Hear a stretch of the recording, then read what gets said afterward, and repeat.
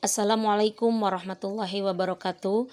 Bertemu kembali dengan Ibu dalam PJJ Mapel PKN kelas 8 semester 1. Mudah-mudahan kita semua dalam keadaan sehat walafiat. Amin ya Allah ya Rabbal Alamin. Pada kesempatan ini anak-anakku, insya Allah Ibu akan memberikan kesimpulan dari materi kita dari awal sampai akhir tentang kedudukan dan fungsi Pancasila serta peraturan perundang-undangan di Indonesia. Kalian simak ya. Nah, ini pengayaan ya. Peraturan perundang-undangan berlaku demi kepentingan masyarakat. Peraturan perundang-undangan dilaksanakan dengan penuh tanpa paksaan. Kesadaran mematuhi peraturan perundang-undangan merupakan wujud sikap disiplin warga negara terhadap bangsa dan negara. Kamu sebagai pelajar harus melaksanakan peraturan dimanapun berada dengan sikap disiplin tanpa paksaan. Ada istilah hukum dalam perundang-undangan. Apa sih itu hukum? Hukum adalah peraturan atau adat yang secara resmi dianggap meningkat yang dikukuhkan oleh penguasa atau pemerintah. Nah, itu hukum. Jadi dalam sebuah negara wajib adanya sebuah hukum yang mengatur tentang tata kehidupan warganya. Selanjutnya dalam hukum juga dalam undang-undang juga ada yang disebut dengan kontemporer. Apa sih itu kontemporer? Dalam hukum kata kontemporer sudah tidak asing lagi. Kontemporer yaitu pada masa waktu yang sama, semasa, sewaktu pada masa kini dan dewasa ini. Jadi pada dasarnya kontemporer adalah gaya desain yang terkini ya.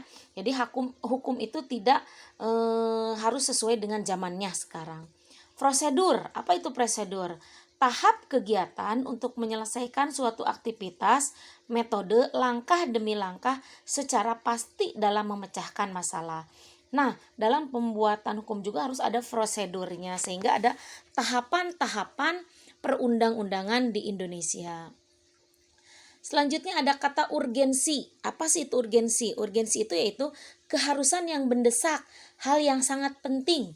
Nih sekarang misalkan zamannya ada yang urgen sehingga pemerintah membuat sebuah peraturan, misalkan peraturan pemerintah atau peraturan keputusan presiden. Ketika ada yang urgen yang betul-betul harus kontemporer ya, waktunya harus benar dibuat gitu. Yang selanjutnya ada falsafah.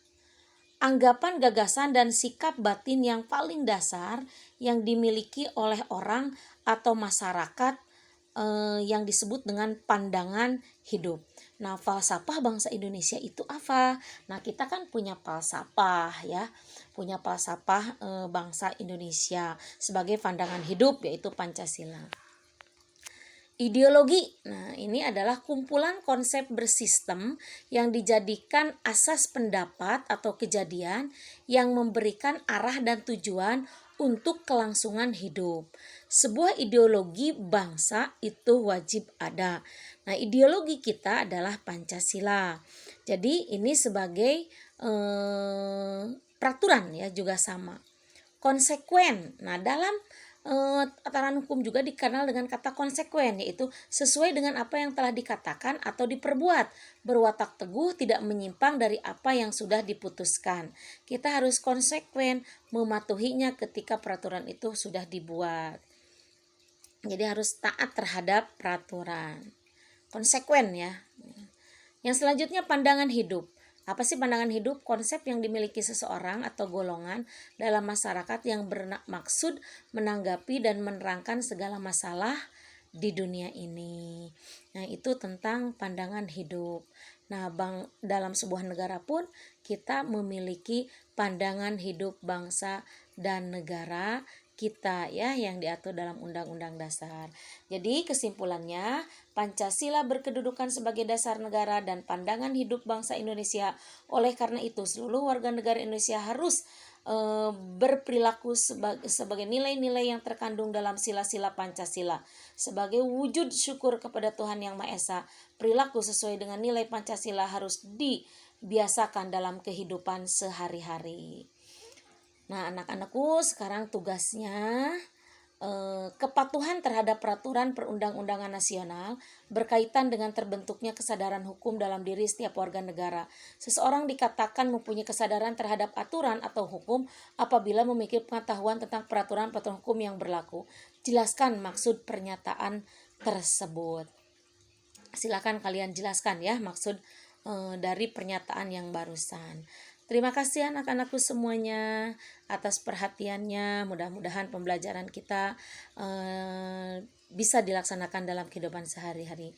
Jangan lupa like, komen, dan subscribe-nya. Terima kasih. Wassalamualaikum warahmatullahi wabarakatuh.